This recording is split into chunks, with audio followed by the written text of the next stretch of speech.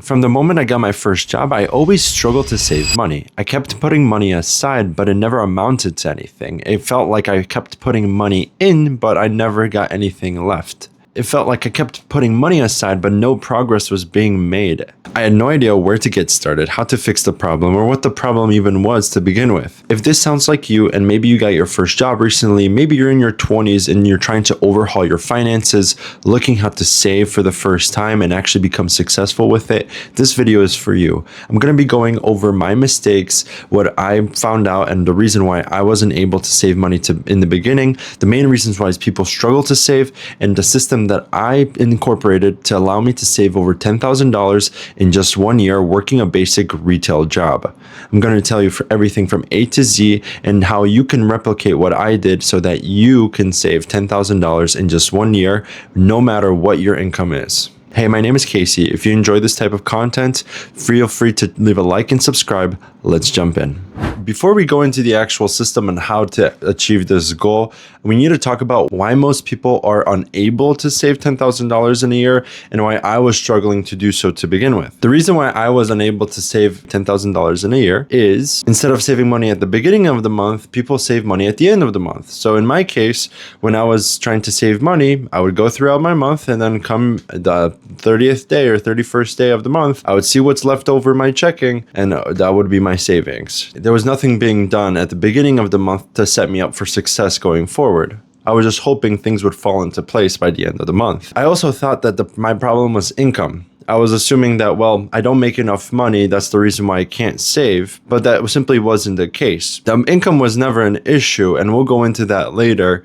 It was just simply my mindset and how I was approaching it that really made it seem that way. Another huge reason why most people aren't able to save $10,000 in a year and why I was struggling to do so was that I was looking at my checking account the whole entire time. I was looking at the balance as it would go up and down based on paychecks and me paying off bills, etc. And this constant up and down made me lose progress and I didn't really know where I stood when it came to saving. This one thing was a huge limiting factor in my ability to save money every single month. Okay, so once I realized what the issue was and that I had to cut back on some things in order to achieve this goal, what was the exact system that I used in order to achieve saving $10,000 in 1 year? The first thing that you have to do if you want to save $10,000 in 1 year is open up a savings account. Open up a high yield savings account. There's plenty of companies that offer this that allows you the flexibility to withdraw money anytime, but also paying a higher interest rate than your checkings account. The interest rate isn't as important as the actual account itself. Having a separate account besides your checking account allows you to separate your money mentally. You have your pile that you're saving, and then you have your checking account, which there's a constant flow of money in and out. We want to be able to move money from one pile to another and keep track of what's happening in both.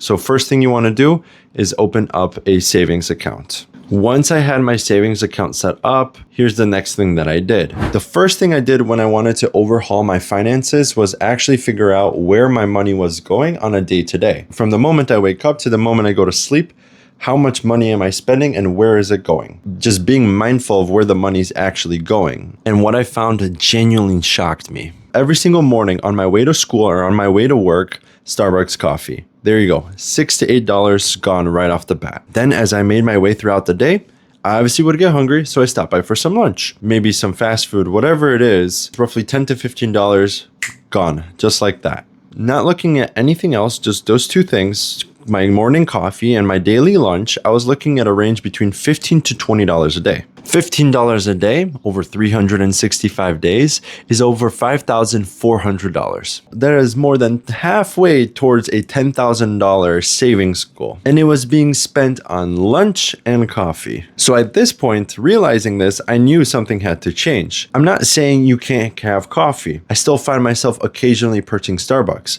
but I switched my mentality from purchasing coffee every single morning to making my own coffee. This allowed me to go from my coffee being $6 to being $1. And then I also started prepping my own meals. This allowed me to go from my lunch being $10 to $15 to being around $3 to $5. And then this reinforced the previous point where this isn't an income problem. Making your own coffee takes an extra 10 minutes in the morning, but that extra 10 minutes is more valuable than you putting in extra hours at work. The next thing that you're going to do in order to save $10,000 in 1 year, you're going to set up automatic transfers every Friday or every payday, whatever works best for you. Once you have this set up, you don't have to think about it. It's not up to you to put that money into the separate pile. The system that you've created is automatically going to take that money from your checking account and automatically send it over to your savings account. This eliminates you forgetting to do it. This eliminates the effort of actually sending the money. And honestly, you start to forget that you're even doing so. So you can really focus on how much you're spending and not the act of actually saving the money yourself. It just automates the process and makes it a lot simpler. Make sure that you have automatic transfers set up to your bank account. Okay, well, you might be asking, I set up automatic transfers, I have the savings account. How much money do I actually set aside? In order to figure this out, we're going to shift our mindset from the traditional idea of saving what's left to spending what's left. Think about your last 3 months and how much money have you made. Average that amount. So take up all the money that you've made in the last 3 months, divided by 3. That's going to give you an average amount that you make per month. That's going to give you a good baseline to understanding how much money you could save. If you're after the $10,000 yearly goal, the way this breaks down is $10,000 over 52 weeks is approximately $192.30. For simplicity, round this up to 200. So if going into your next month, what you're going to do is you're going to count up how many Fridays are in the month ahead. You're going to multiply that amount by $200, and that's going to give you how much money you're going to be saving that upcoming month. Then go back to your average income that we talked about just a moment ago and subtract that amount from your income. What you have left over is going to be how much you have left to spend for the rest of the month. Treat it as a game. Whatever you have left over, you're going to have to make it work for the next 30 days. It's easier said than done, but once you gamify or take this challenge approach into this, it really makes it simple. You're saving $10,000, not even having to worry about it.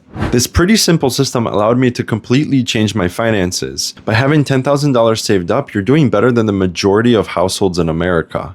It also allows you to shift your mindset and start to focus on other financial goals like investing. The $10,000 that we were talking about is not the goal. It's the foundation, but most people struggle to build it. That's why it's important to incorporate a system to help you reach that milestone. Hitting $10,000 saved is more than just a numbers game and just having something to maybe brag about. Having $10,000 saved does a lot for your financial well-being and for your personal well-being as well. By having $10,000 saved up, you don't have to worry about losing your job and trying to find one within 3 to 6 months because you have something to live off of.